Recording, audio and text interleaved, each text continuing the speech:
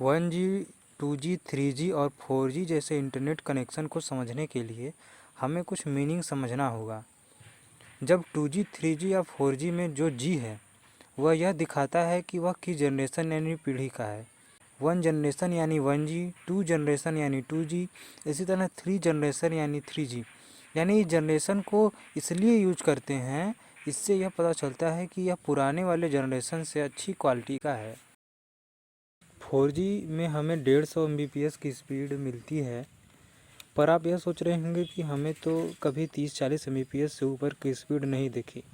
तो मैं आपको बता दूं कि कोई भी जनरेशन का इंटरनेट स्पीड यानी 2G, 3G, 4G हमें मैक्सिमम इंटरनेट स्पीड दिखाता है, एवरेज नहीं। यानी वह कितना इंटरनेट स्पीड तक जा सकता है वह दिखाता है। इंटरनेट स्पीड दो तरीके की होती है, एक डाउनलोड स्पीड तो दूसरी अपलोड स्पीड। अपलोड स्पीड हमेशा डाउनलोड स्पीड से कम होती है। आप इसकी जांच करना चाहते हैं तो आपको गूगल पर check my internet speed search करना होगा और यह आपको आपका इंटरनेट कनेक्शन चेक करके बता देगा। हमें यह डाउनलोड और अपलोड दोनों तरीके के स्पीड टेस्ट करके दिखाएगा। तो हो गई नॉलेज की बात, लेकिन क्या हो अगर जब आपका इंटरनेट स्पीड धीमा हो, तो आप कुछ बेसिक से तरीके को जानकर से इंटरनेट स्पीड नॉर्मल कर सकते हैं। तो चलिए मैं आपको कुछ बेसिक से तरीके बताता हूँ जिनसे आप इंटरनेट स्पीड को दोबारा नॉर्मल कर सकते हैं। सबसे पहली चीज़, यदि आपका इंटरनेट स्पीड कम काम कर रहा है तो आप अपने मोबाइल में फ़्लाइट मोड को ऑन करिए, फिर ऑफ़ कर दीजिए, इंटरनेट स्पीड बढ़ जाएगी।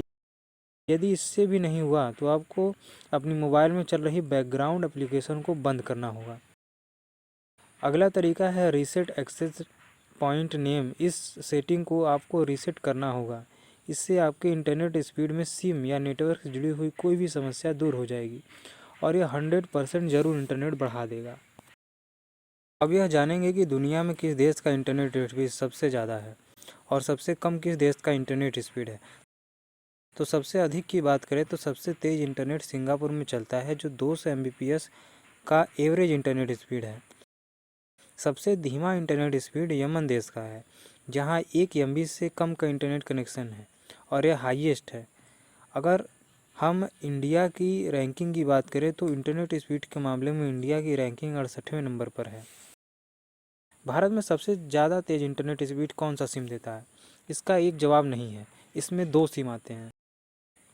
आपको याद होगा कि मैंने आपको बताया था कि इंटरनेट स्पीड 2 तरीके का होता है, एक डाउनलोड स्पीड, एक अपलोड स्पीड। तो डाउनलोड स्पीड जो सबसे अधिक देती है वह जियो की सिम है और सबसे अधिक अपलोड स्पीड देता है वह है वोडाफोन आइडिया सिम यानी VI का सिम। आपको यह पता नहीं होगा कि इंटरनेट को किसने बनाया है, तो आप जान लीजिए कि इंटरनेट को इन दोनों लोगों ने यानी बॉब कॉन और विंट ने बनाया है। यह दोनों लोग अमेरिका के हैं और इंटरनेट बनाने का श्रेय इन्हीं को जाता है। आपके एंड्रॉयड में एक सेटिंग है जिसका नाम है सेट डाटा प्लान। इसका यूज करके आप इंटरनेट का रिमाइंडर लगा सकते हैं। जैसे अगर आपका इंटरनेट 1.5 GB आता है तो आप 1 GB पर रिमाइंडर सेट कर सकते हैं और वह नोटिफिकेशन के माध्यम से यह बताएगा कि आपने 1 GB का यूज कर लिया है, क्या मैं इसे बंद कर दूं? इसका इस्तेमाल आप वहां कर सकते हैं जब आपको डाटा को बचाना हो। 1G जो इंटरनेट कनेक्शन था इसमें 2.5 KB पर सेकंड की स्पीड थी और इसमें सिर्फ वॉइस की जो सुविधा थी वो दी गई थी। 2G इंटरनेट कनेक्शन फिनलैंड में साल 1991 में स्टार्ट हुआ था, पर इसमें एक अलग बात थी कि इसमें वॉइस, SMS, टेक्स्ट, MMS सारी चीज़ें भेजी जा सकती थी।